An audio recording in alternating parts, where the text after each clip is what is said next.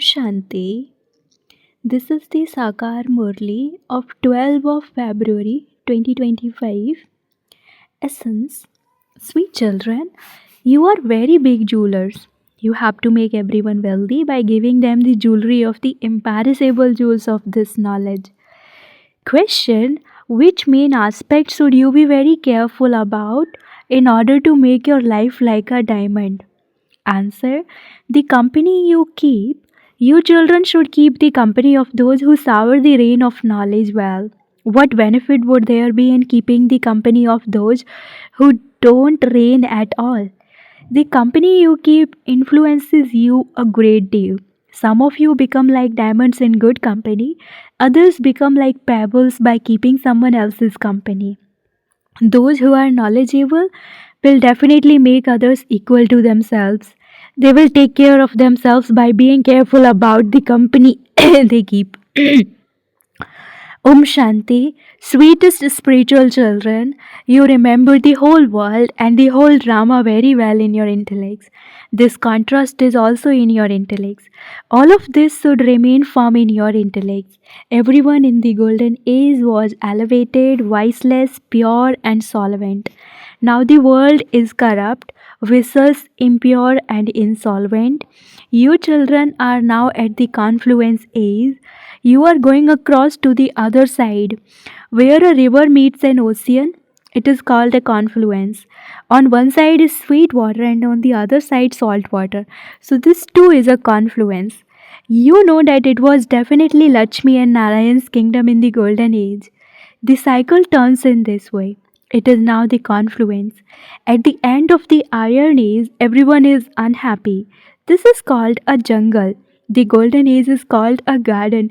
You are now becoming flowers from thorns. You children should have this consciousness. We are claiming the inheritance from the unlimited Father. This needs to be kept in your intellects. The story of 84 births is very common. You understand that your 84 births have now ended. Your intellects are nourished with the fact that you are now going to the golden aged garden. Our births will then not take place in this land of death. Our births will be in the land of immortality. See, Baba is also called the Lord of Immortality. He is telling us the story of immortality. There, whilst in bodies we will remain immortal, we will leave our bodies happily at our own time. That land is not called a land of death. When you explain this to others, they will think that you have this complete knowledge. The world has the world has a beginning and an end. A child becomes a youth and then grows old. The end comes and then he becomes a child again. The world too becomes new, then a quarter old, half old, and then it becomes completely old. Then it becomes new again. No others can talk about these things with one another. No others can have such discussions. No one but you Brahmins can receive this spiritual knowledge. When they come into the Brahmin clan, they can hear it. Only Brahmins would know these things. Even amongst you Brahmins, you are number wise. Some of you can explain accurately, others cannot explain. They don't then receive anything.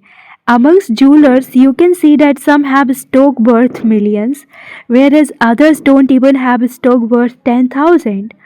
You too are the same. For example, look at Janak. She is a good jeweler. She has valuable jewelry. She can donate and make someone very wealthy.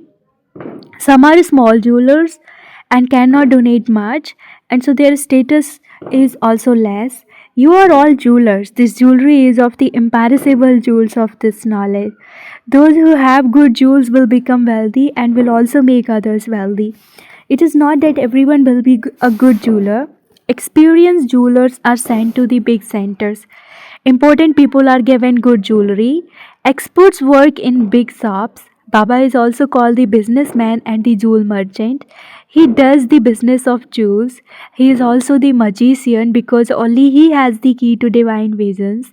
Someone who performs intense devotion has a vision. Here there is no such things. Here, even while sitting at home, many suddenly have visions.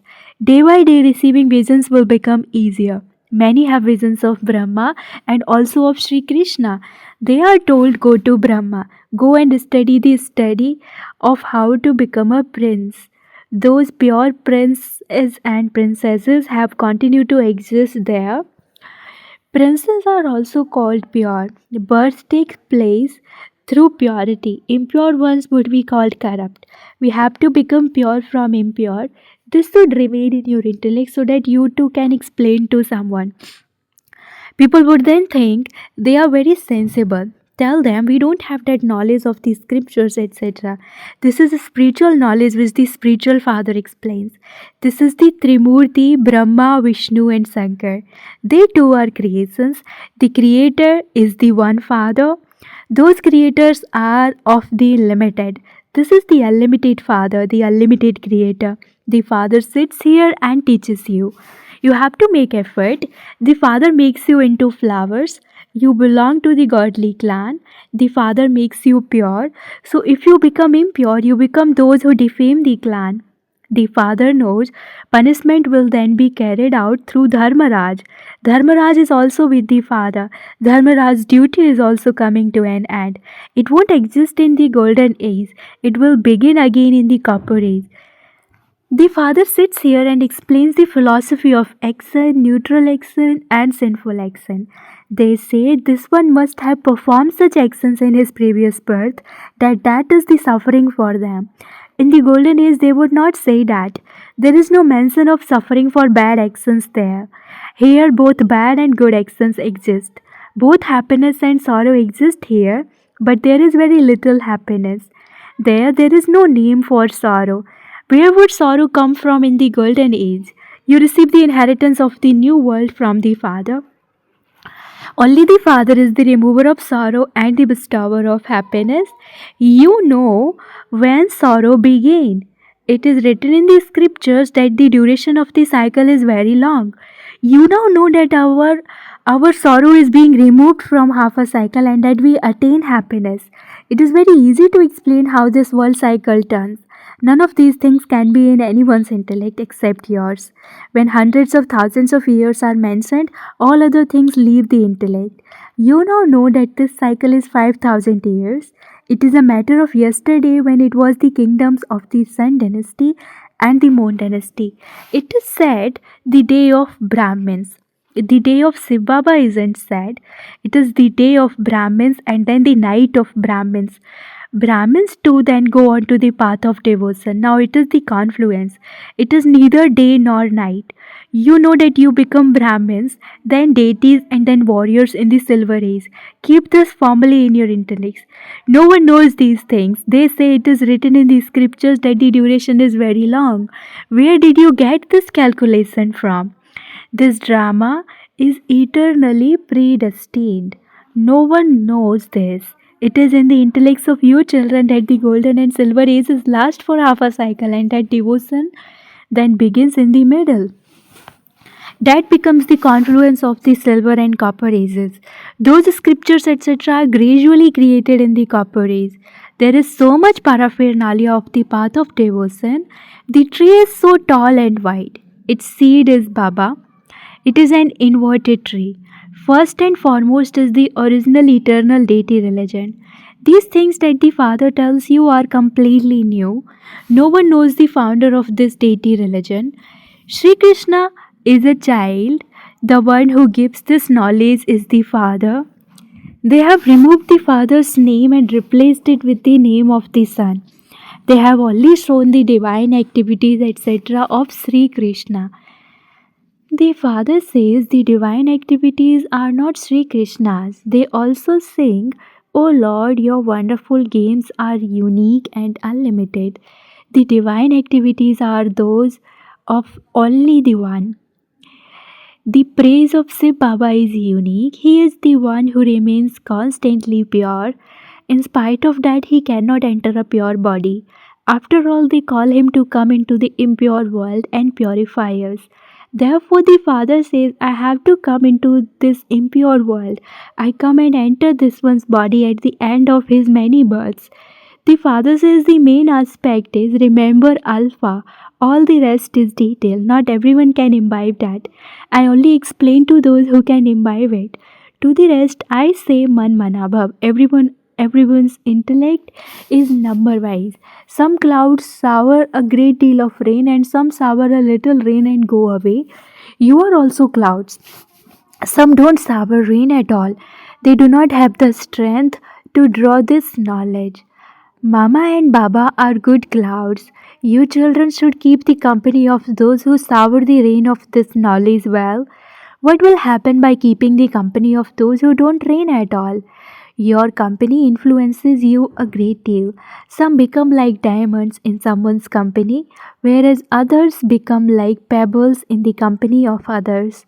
You should hold on to those who are good. Someone who is knowledgeable will make others become like flowers equal to himself. Keep the company of those who have been made knowledgeable and into yogis by the true Father. Do not think that you will hold on to someone's tail and go across. Many say this. That aspect does not apply here. Would a student pass by holding on to someone's tail? He would have to study. The Father also comes and gives this knowledge. He knows at this time I have to give this knowledge. On the path of devotion, it isn't in his intellect that he has to go and give this knowledge. This is all fixed in the drama. Baba doesn't do anything. If someone's part is of having a divine vision in the drama, then that one receives a vision. The father says it is not as though I sit and grant visions, it is fixed in the drama. If someone wants to have a vision of a goddess, that goddess would not grant it. They say, "Oh God, grant me a vision." The father says if it is fixed in the drama, it will happen. I too am bound by the drama. Baba says, I have come into this world. I am speaking through this one's mouth. I am seeing you through this one's eyes.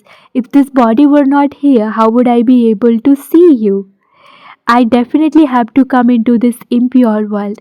After all, I am not invited to heaven. I am only invited to the confluence. When it is the confluence, I come and adopt a body. Only then do I see you. Whilst in the incorporeal form, I cannot see anything. A soul cannot do anything without organs. Baba says, how would I be able to see? How could I make any movements or speak without a body? It is blind faith when they say God sees everything. He does everything. How would he see? When he receives organs, he is able to see. The father says everyone does good and bad work according to the drama. It is fixed. I do not sit and keep an account of the many millions of souls. When I have a body, I do everything. It is also then that they call me Karan Karavanhar. Otherwise, they wouldn't be able to call me that. It is when I enter this one that I am able to purify. What can a soul do from up above? He can only play a part through a body. I too come and play a part here. I don't have a part in the golden age. Without having a part, no one can do anything. A soul cannot do anything without a body. When a soul is invoked, he can only speak when he has entered a body. No one can do anything without organs. This is explanation in detail. Still, the main aspect you are told is remember the Father and the inheritance. The unlimited Father is so great. You would have received your inheritance from Him at some point. No one knows this. They call out, come and remove our sorrow and bestow happiness. However, when? No one knows this. You children are now listening to new things. You know that you are now becoming immortal. You are going to that land of immortality. How many times have you been to that land of immortality? Countless times. There is never an end to this. Many ask, can we not attain total liberation? Tell them, no, this is an original eternal drama. It can never be destroyed. This eternal cycle definitely continues to turn. It is at this time that you children know the true Lord. You are sannyasis, not those fakirs, brackets religious beggars. Sannyasis can also be called fakirs. You are Raj rishis. Rishis are called sannyasis. You are now becoming wealthy again. Bharat was so wealthy, it has now become such a beggar. The unlimited Father has come and is giving you the unlimited inheritance. There is also the song Baba, no one else can give us what you gave us. You make us into the masters of the world. No one can loot this from us. Those who compose such songs don't think about the meaning of them. You know that there won't be any partisan, etc. there. Here, there are so many partisans. There, the sky, the land, everything remains yours. So, your children should have so much happiness. Always understand that it is Sib Baba who speaks because he never takes a holiday. He never becomes sick. Your remembrance should only be of Sib Baba. He is called egoless. I do this, I do that. You should not have such ego. To do service is your duty. There is no need for ego in this. When ego comes, you fall. Continue to do service.